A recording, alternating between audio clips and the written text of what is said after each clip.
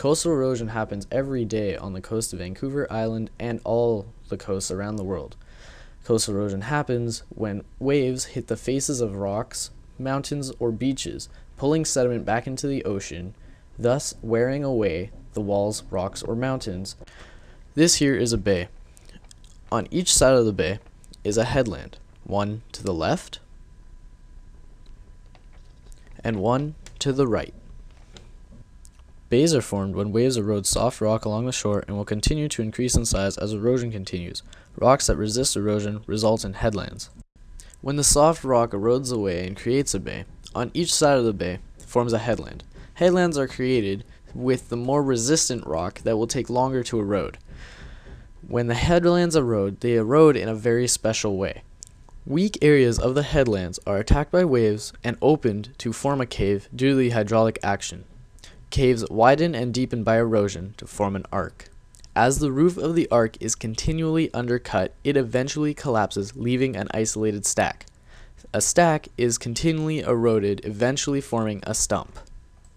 There are two different types of waves, destructive and constructive. This is a destructive wave. Destructive waves hit the beach with great force and a lot of sand is dragged back into the ocean by the backwash. Along beaches, waves generated by large storms may erode the beach to where very little sand remains after the storm has passed. Constructive waves do the opposite of destructive waves, as they add more sand to the beach to create a larger or better beach. There are 4 different types of erosions generated by waves. One type of erosion generated by waves is corrosion, the process in which some materials are dissolved by seawater. Another type of erosion generated by waves is abrasion, where sediments in the water act like sandpaper to wear down and smooth the rocks. The third type of erosion generated by waves is attrition. When rocks in the water hit the shore, it breaks a piece of the shore and drags it back to the ocean. The fourth and final erosion generated by waves is hydraulic action. As waves generated by wind hit the shore, water is driven into cracks, causing rocks to break and be pulled back into the ocean. Longshore drift is caused when waves follow the prevailing winds diagonally up the shore, bringing the swash up diagonally.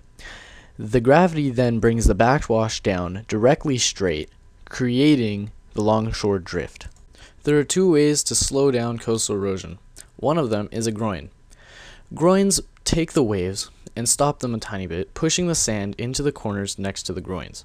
The other is a stone wall that protects you by stopping waves from hitting the land, so the wall must erode first before the land erodes.